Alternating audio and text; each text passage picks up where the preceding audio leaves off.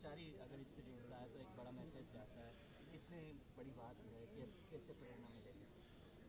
आज हमारे सचिवालय परिसर में सचिवालय परिवार के सभी फॉरम के हमारे जितने भी साथीगण हैं, उन्होंने यशस्वी मुख्यमंत्री आदरणीय भजनलाल जी के अवतरण दिवस के अवसर पर आज दुनिया का सबसे पवित्र काम, मानव की सेवा का काम और जन कल्याण का काम, रक्तदान शिविर का विशाल आयोजन रखा। एचडीएफसी बैंक की मातहत और उनके सहयोग से आज का जो कार्यक्रम है वो अनूठा कार्यक्रम है और कर्मचारी साथी बढ़ चढ़ कर इसमें भाग ले रहे हैं। हम किसी का जीवन दे नहीं सकते, लेकिन हमारे रक्त से किसी का जीवन बचता है तो इससे पवित्र और कोई काम नहीं हो सकता। मैं जितने भी हमारे रक्तवीर आज के हैं जो रक्तदान दे रहे हैं अभी, उन सब को बधाई देता हूं और प्रभु से प्रार्थना करता हूं कि इसमें जो रक्तवीर है उनको, सहयोग करने वालों को, प्रेरित करने वालों को, हमारे साथी मंत्रीगण और अन्य जनप्रतिनिधिगण जो आए हैं, विभाग के, सरकार के बड़े अधिकारी जो आए हैं, उन सब को धन्यवाद करता हूं और विशेष निवेदन करता हूं कर्मचारी सचिवालय के सभी साथियों से, ये सामाजिक सरोकार के काम ही हम लोगों के लिए ज़रूरी होते हैं।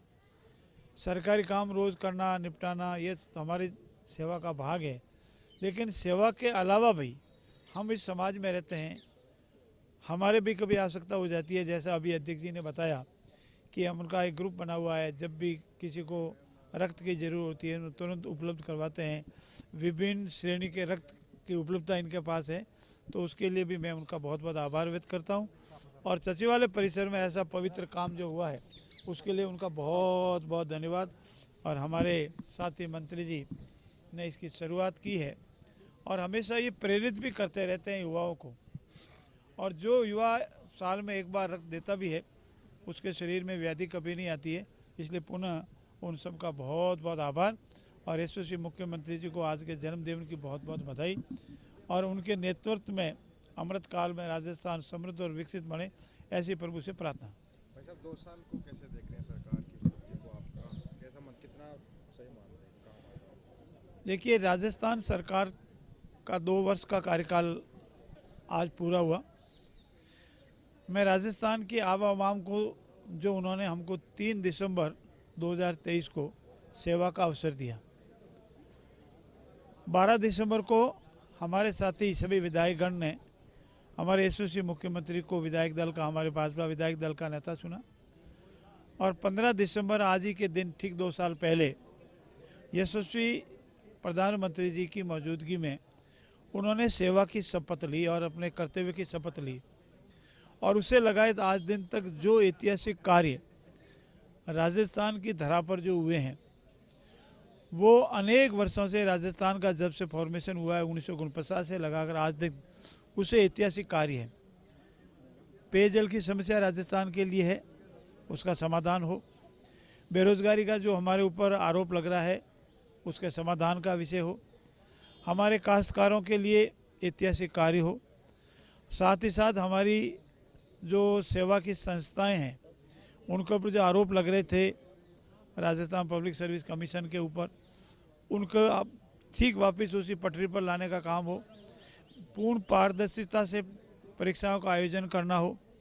हमारी माताओं बहनों के लिए पेंशन का विषय हो या अन्य उनकी सुरक्षा का विषय हो।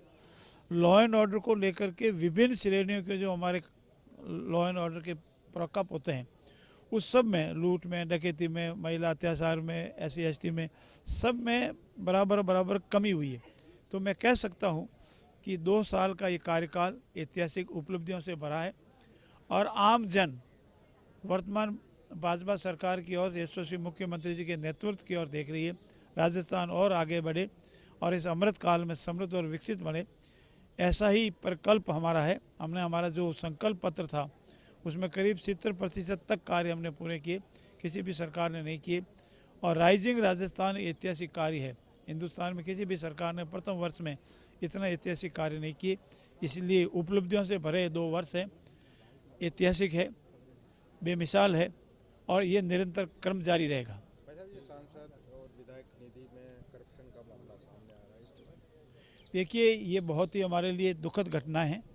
हमारे यशस्वी मुख्यमंत्री ने बहुत ही सीरियस लिया है, एक कमेटी गठित की है, उनकी जो विधायक निधि का जो फंड है उसको फ्रीज किया है और ये मैसेज दिया है कि यहाँ भ्रष्टाचार कतई बर्दाश्त नहीं किया जाएगा, कोई कितना भी बड़ा अधिकारी क्यों नहीं हो।